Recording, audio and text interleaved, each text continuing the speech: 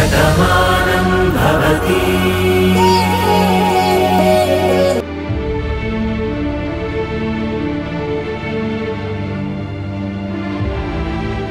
ఏంటండి ఆలోచిస్తున్నారు? అత్తయ్య గురించా? నాకు నువ్వు అమ్మ రెండు కళ్ళు బాను. ఒక కంటిలో ఆనందం ఉంది, కానీ ఇంకో కన్ను బాధపడుతుంది.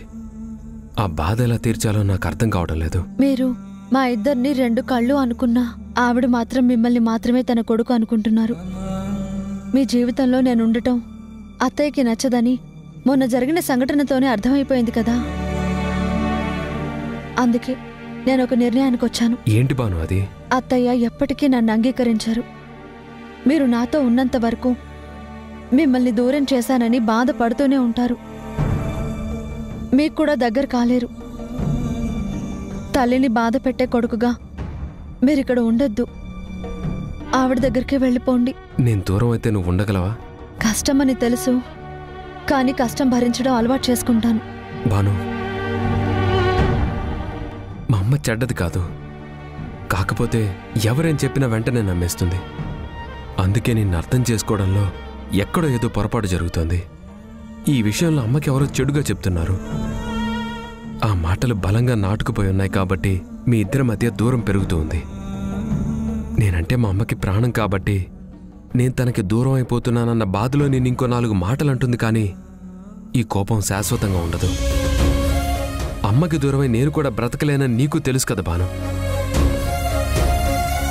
ఈ ప్రపంచంలో నాకు అందరికన్నా ఇష్టమైన మనిషి మా అమ్మ. ఆ తర్వాత నువ్వు నాతో ఉండాలి. మనిద్దరం కలిసి అమ్మతో ఉండాలి.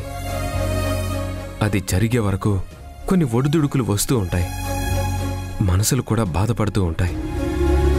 అంత మాత్రాన విడిపోవాల్సిన అవసరం లేదు. పరిష్కారాన్ని వెతుక్కుంటూ మనం కలిసి ఉండాలి. మెల్లగా అమ్మతో కలిసిపోవాలి. చాలా సంతోషంగా ఉంది బాబు. వీళ్ళ పెళ్లి రోజు ఇంకో 2 రోజుల్లోనే వస్తుంది. అవును కదూ? గత ఏడాది ఎదురెదురుగా ఉన్నా పలకరించుకోలేనంత దూరంగా ఉన్నారు. అప్పుడు బామ్మ వీళ్ళని కలపాలని చాలా ప్రయత్నించింది, కానీ ఏం ప్రయోజనం లేదు. ఈ ఏడాది అలా ఉండదులేమ్మా, చిలకా గోరింకల్లా ఉంటారు. ఈ సమస్యలు ఎప్పుడూ ఉండేవేగా. పెళ్లి రోజు అన్నారుగా, సంతోషంగా వెళ్ళి షాపింగ్ చేసి రండి. ఇప్పుడా? ముహూర్తాలు పెట్టుకొని చూడ్డానికి ఇది పెళ్లి కాదు, పెళ్లి రోజు. నిన్ను చంపాలన్న నిందని నమ్మే నా ప్రాణ స్నేహితుడైన వాసునే దూరం చేసుకున్నాను. అలాంటిది వీడెవడో నీ అంతు చూస్తానని వార్నింగ్ ఇస్తే వాడిని వదిలేస్తానని ఎలా అనుకున్నావు? వాడు నీ అంతు చూడడం కాదు, నేనే వాడు అంతు చూస్తాను. వాణ్ణి చూడాలని అందరూ చాలా కుతూహలంగా ఉన్నారు, కానీ నేనిక్కడుంటే వాడెలా వస్తాడు, మీకెలా దొరుకుతాడు?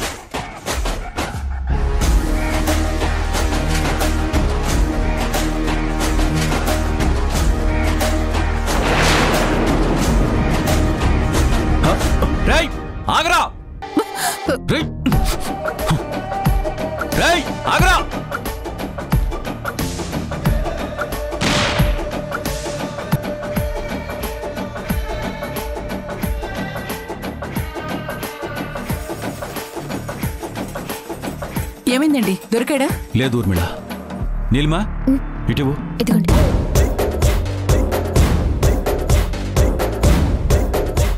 ఏంటి ఊర్మిళ, నా కోసం ఎదురు చూస్తున్నావా? నన్ను చూడాలని ఆశగా ఉంది కదూ? నీ కోరిక తప్పకుండా నెరవేరుతుంది. నేనెవరో తెలుసుకునే రోజు తొందరలోనే ఉంది. కానీ ఆ రోజు నీకు ఆఖరి రోజుని మర్చిపోకు. Wish you A happy advance death day.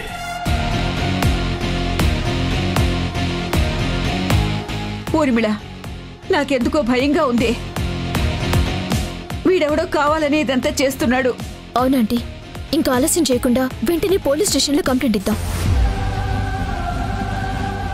నిజమే ఊర్మిళ, మనం ఏం చేయబోతున్నామో ముందే పసిగడుతున్నాడు. అందుకే సీసీ కెమెరాలకు కూడా దొరకకుండా ఈ కిటికీలోంచి రాయి విసిరేశాడు. ఎదురుగా వచ్చే 100 మందినైనా ఎదుర్కోవచ్చు, కానీ వెనక నుంచి వచ్చి దెబ్బతీసేవాడిని అసలు ఆపడం కష్టం. సరేలేండి, ఇప్పుడైతే ఏం కాలేదు కదా, ఏం చేద్దామనేది రేపు ఉదయం ఆలోచిద్దాం. అది కాదు ఊర్మిళ, తెగేదాకా తెచ్చుకోవద్దు. పోతే రావడానికి ఇది ఆస్తి కాదే, ప్రాణం. సరే అమ్మమ్మా, ఈ విషయం గురించి పొద్దున ఆలోచిద్దామని చెప్పాను కదా, వెళ్ళి పడుకో.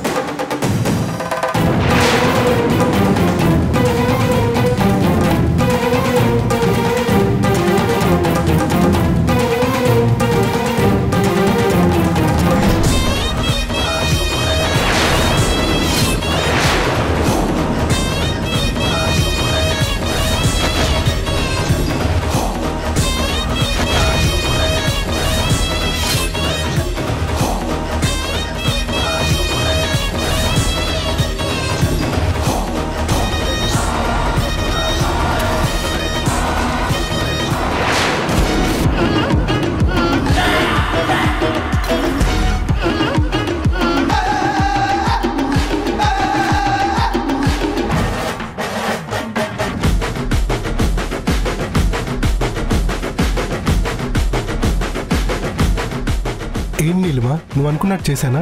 100% కరెక్ట్గా చేశావు.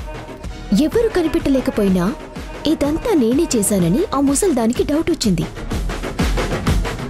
ఇప్పుడు నీ ఎంట్రీతో ఆ డౌట్ పటాపంచలైపోయింది. ఇప్పుడు నేను అనుకున్న గేమ్ కరెక్ట్గా ఆడతాను. Thank you Varun. భలే దానివి నీలిమా, నా జీవితం అంతా జైల్లోనే గడిచిపోతుంది అనుకున్నాను. పార్దు ఎటువంటి పరిస్థితుల్లోనూ నన్ను బయటికి రానివాడు అనుకున్నాను. అలాంటి సమయంలో నాకు బెయిల్ ఇచ్చి నాకు సపోర్ట్ చేశావు. అలాంటిది నేను నీకీ మాత్రం సాయం చేయకపోతే ఎలా? నువ్వు నాకు సపోర్ట్ చేయి, నేను నీకు సపోర్ట్ చేస్తాను. ఇంకా చెప్పాలా? నెక్స్ట్ ప్లాన్ ఏంటి? ఏముంది, ఈ ఆటకి ముగింపు వేదిక దోసపాడు. అక్కడ భాను కోసం ఒక పెద్ద ఎత్తున ప్లాన్ వేశాను. ఊర్మిళాదేవి గారికి సమాధి కట్టబోతున్నాను.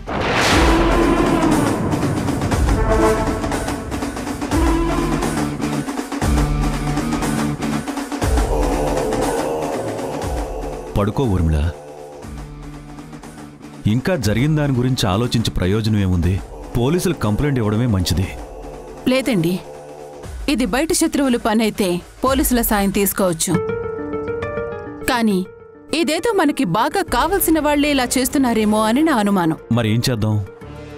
ఏముంది, రేపు దోసపడి వెళ్తున్నాం కదా, అక్కడే ఈ విషయానికి ఒక ముగింపు పలుకుతాను. వాళ్ళసలు ఈ నాటకం ఎందుకు ఆడుతున్నారో తేలుస్తాను.